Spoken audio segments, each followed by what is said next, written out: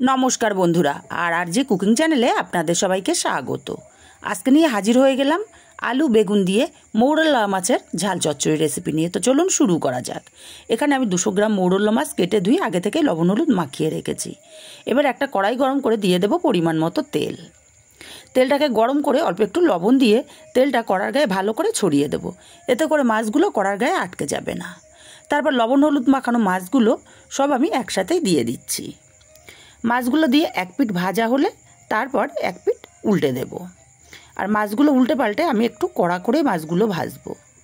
আমাদের বাড়িতে কড়া মাছ ভাজাটাই পছন্দ করে। মাছগুলো উল্টে পাল্টে একটু কড়া করেই ভেজে নিয়েছি। মাছগুলোকে এবার তেলের থেকে উঠিয়ে নিতে হবে। মাছগুলো উঠিয়ে নিয়ে এই তেলের মধ্যেই আমি রান্নাটা করব। তাই ফোড়নে দেব 1/2 চামচ পরিমাণে কালো জিরে। কালো জিরেটা একটু ভাজা ভাজা হলে লম্বা করে কেটে রাখা আলু দিয়ে দিলাম। আলুগুলোকে বেশ একটু লাল লাল করে ভেজে নিয়েছি। এখন এখানে দিয়ে দেব 2 বড় সাইজের পেঁয়াজ কুচি। একটু পেঁয়াজের পরিমাণটা বেশি দিলে টেস্টটা খুবই ভালো আসে। পেঁয়াজ কুচিটাকেও আলুর সঙ্গে কিছুক্ষণ কষিয়ে নিয়েছি। এবার এখানে দিয়ে দেব বড় সাইজের একটা টমেটো, আমি 5-6 টুকরো করে কেটে নিয়েছিলাম। 1/2 চামচ ঝাল লঙ্কার গুঁড়ো, 1/2 চামচ হলুদ আর 1/2 চামচ জিরের গুঁড়ো দিয়ে দিলাম স্বাদ মতো লবণ। মশলার সাথে আলুটাকে একটু সময় নিয়ে কষিয়ে নিতে হবে। মিনিট 2 সময় নিয়ে আলুটাকে মশলার সাথে কষিয়ে নিয়ে দিয়ে দেবো পরিমাণ মতো জল। আমি একটু ঝোল ঝোল করবো, তাই জলের পরিমাণটা বেশিই দিচ্ছি। জলটা দিয়ে নাড়াচাড়া করে ভালো করে মিশিয়ে দিয়ে ঝোলটাকে ফুটতে দেব। ঝোলটা এদিকে টকবক করে ফুটে উঠেছে। এখন লম্বা করে কেটে রাখা বেগুনগুলো এখন দিয়ে দিলাম।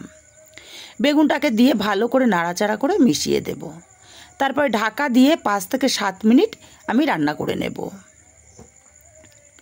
7 মিনিট পর ঢাকাটা খুলে নিলাম। নাড়াচাড়া করে দেখে নেব বেগুনটা সেদ্ধ কতটা হলো।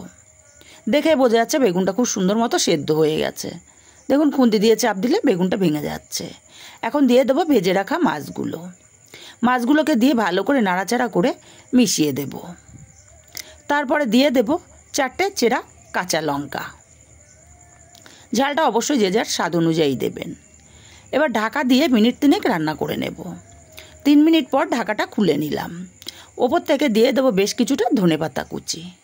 ধনেপাতা কুচিটাকে আলতো হাতে ভালো করে মিশিয়ে দিতে হবে। তারপরে আলাদা পাত্রে নামিয়ে নিয়েছি। রেসিপিটা কেমন লাগলো কমেন্ট করে জানাতে ভুলবেন না। ভালো লাগলে কাছের আত্মীয় স্বজন বন্ধু বান্ধবের কাছে শেয়ার করতে ভুলবেন না।